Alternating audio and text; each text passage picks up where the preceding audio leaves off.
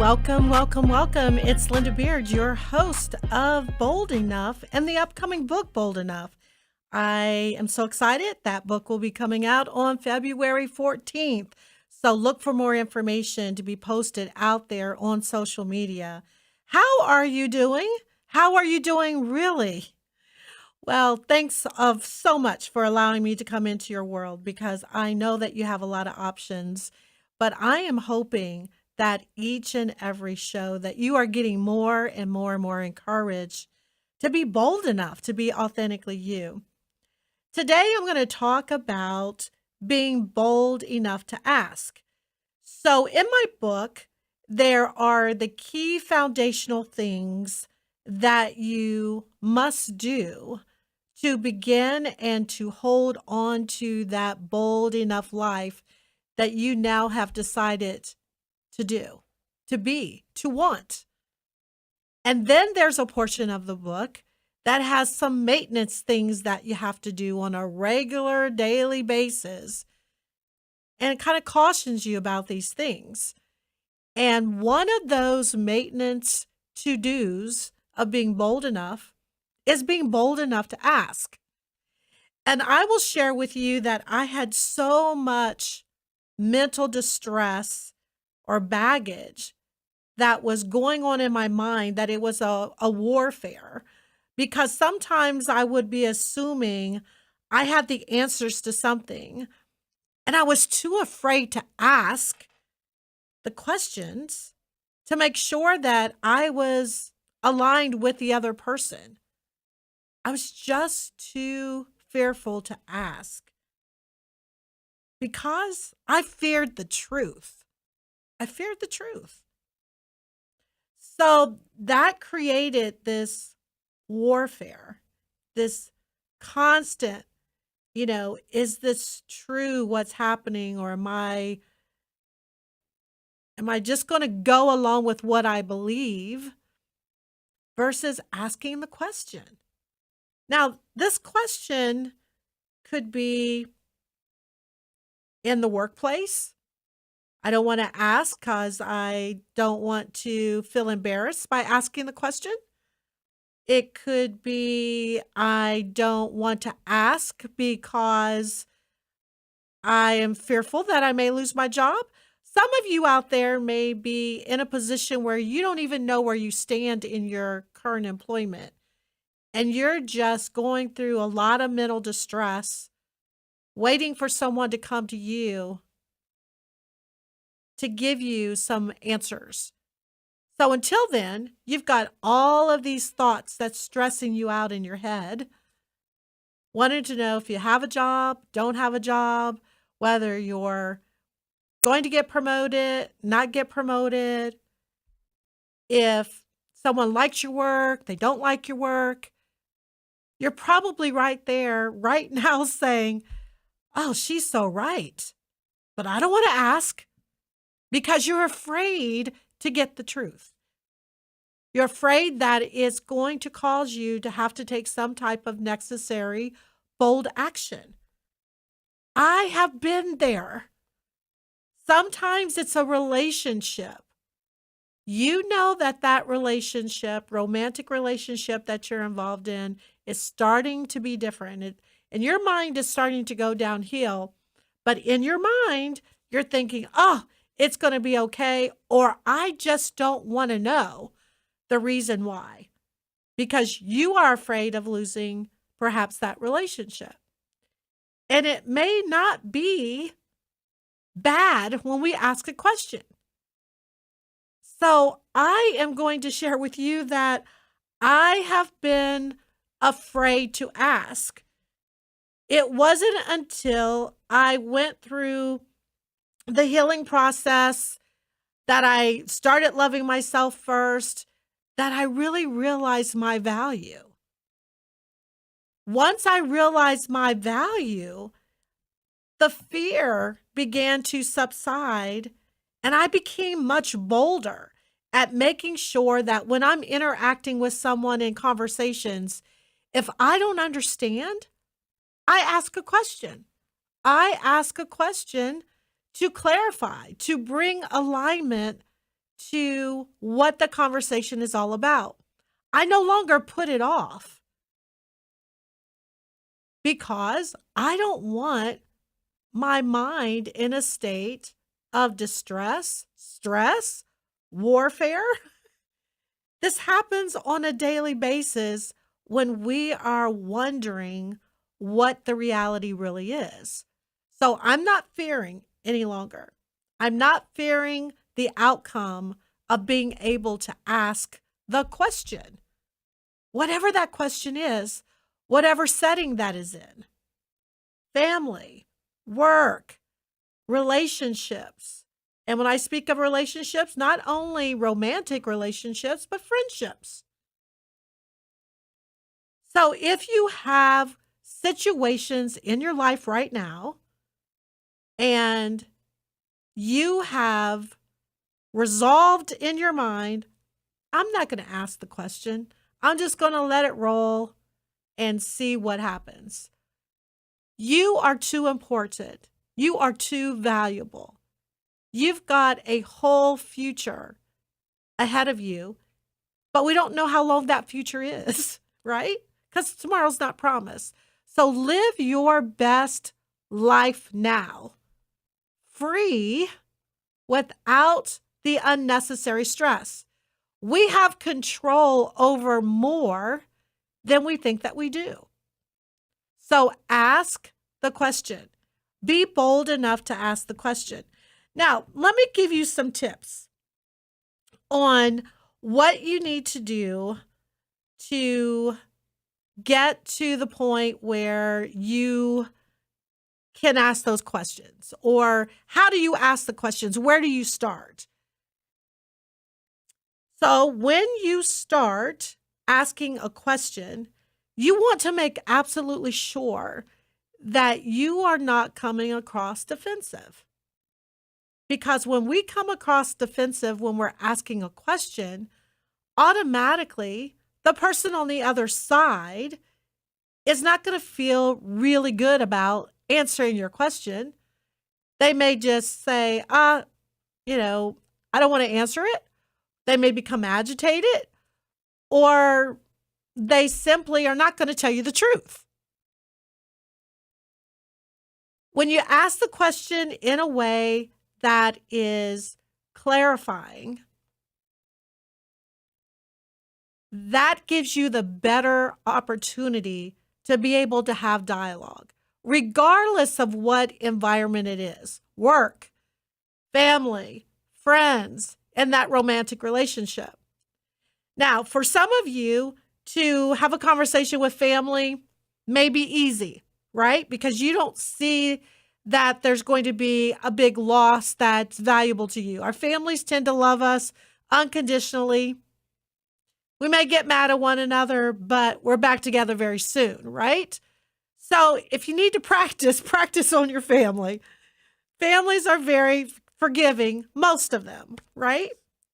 So when you get into a situation and you have a question, the first thing you want to do is keep a short time frame of clarifying.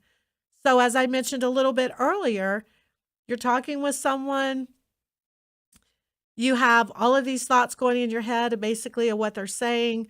You're not really sure, what they're actually saying, or you want to confirm, then you want to ask the question.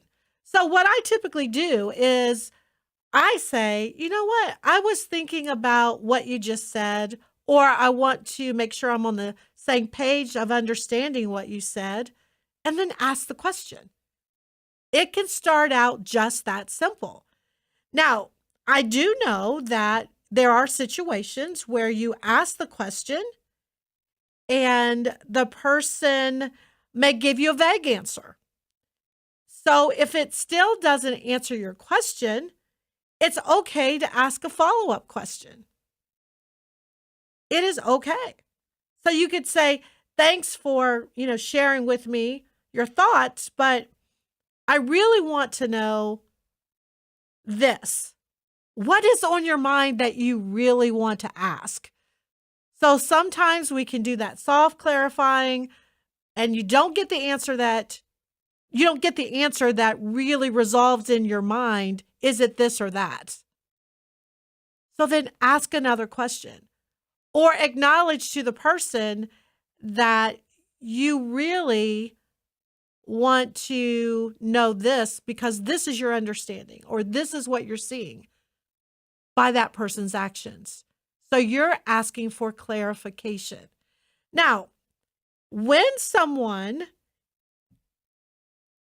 feels that they're not ready to answer the question, particularly if you're in a romantic relationship, particularly if you're in a work relationship and you're asking the question on your job as to whether or not your boss sees you as a person that is going to be promoted.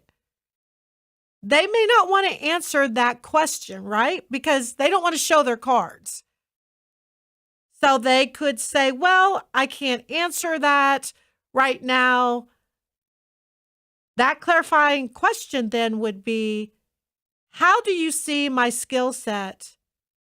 And what do I need to do to be in a position to be promoted? See how I just changed the question? So it takes them off of the defense and from answering directly, are you promotable, to what are my skill sets that you see are promotable, or what do I need to obtain to be promotable? If you're in a romantic relationship and you are trying to figure out where is this relationship going, so you're kind of like going along with the flow right now. You get mixed messages from the person you're in the romantic relationship with. Is this exclusive relationship? Is that what you want? And you're trying to figure out if that person wants that? Or do you feel that if you ask the question, it's going to put that person in an awkward position that they're not ready to answer? So the same thing that I just shared with you about how you would approach in the workplace, you would just take that person off the defense, but not off the hook. We don't want to take anybody off the hook. You want to come back and say, I am really loving spending time with you. And where do you want this relationship to go? So you're not asking for now, but you're asking, where do they see the relationship going? Why is it important that you clarify in the workplace and in the romantic relationship of those two examples? It's because you are valuable. You are worth it. You are loving yourself first. If you are in situations where your value is not noticed, you have control of making the necessary decisions and taking the bold enough actions. So yes, it is important to be bold enough to ask. Then you will know if you're making forward movement, you are aligned, in this case, at work and in that romantic relationship, because I gave those two examples. If you're aligned, then your mind is relieved and you're happy and you're moving forward, right? If you get an answer that you don't like, you don't want to hear, well, guess what? You got to move towards the healing process again. It's a cycle. You got to acknowledge that this is the truth. You can't deny the truth. The truth is the truth, and the truth never changes. Once you identify that, then yes, you're going to be hurtful. You're going to have to grieve from it. But this time around, because you've already got rid of all that baggage of everything that has collected over the years, the healing process is easier. It doesn't mean the situation isn't painful or hurtful, but you know what you have to do to heal from the current situation. And you've already seen on the other side, you're going to be better. So you're encouraged to say, okay, I'm going to deal with this. I was bold enough to ask. The answer is not what I wanted to hear. So let me bring closure. In this case, closure to my work, closure to my romantic relationship situation. You have the ability, once again, to have control. Do not fear. Do not fear the answer. Because if you're feeling the answer, you're not going to do it. The answer also may not be what you think it's going to be. So it's not always bad. But I will share with you that when you have an instinct that something is off, it's probably off. So there's a difference, however, in trusting your instinct when you have healed and trusting your instincts when you haven't healed. So let me start with trusting your instincts in order to be bold enough to ask when you have not healed. When you have not healed, you have all of this baggage. So no matter what someone does, you're going to be in the negative rim. You're going to expect negativity, the answer is going to be bad, and everything is doom and gloom. But when you have healed, you have forgiven all of that past stuff. You've reconciled. You're loving yourself now. So now you're seeking what actions you see right now, not anything that's reminding you from the past, but you're addressing anything in your instincts that make you feel uncomfortable because it is between you and that person or individuals in this situation today. You're not coming in broken saying, oh, I've seen that before and I know what's going to happen. No, you're not bringing that past forward. You're learned from your past, but you want to give each interaction its fair chance, each situation its fair chance, looking at things positively. And in this case, I love myself. I'm valued. I'm worth it. And I have a whole life ahead of me that I want to live freely, full of peace and joy. I'm not going to have this warfare going on in my mind. Is it this or that? No. You're simply going to ask the question. And I say simply, and I know that it's hard, particularly if you really want something and you know that the answer may be no. It may be no. I can tell you that my boldness now supersedes fear because of the healing process and knowing that on the other side, good happens. So, can you be bold enough to ask? I will always share with you every single week. You can take little pieces of my encouragement and tips and put them into action, and you will get some rewards. But until you decide that I'm going to completely go through the foundational steps to be bold enough to be authentically me and put into action the everyday boundary setting, which one of them is being bold enough to ask so I can maintain this bold enough life to be true to me authentically, you will not get the full value of how to sustain being authentically you. You will, as they say, dibble and dab. So take these tips, try them, but I want you to consider the full enchilada. The fullness of you being authentically you, going through the foundational process and learning what those boundary settings are to live that great life. So, will you be bold enough to ask? You answer that question for yourself, but I see you. I see your value. I see your worth. Don't waste your time mentally in a state of warfare. Ask the question. Be bold enough to ask.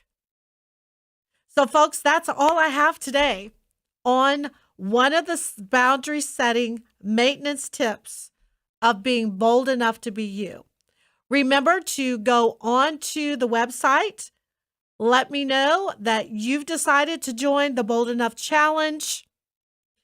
Get some gear to remind you to be bold enough and to start the conversation and help others to be bold enough.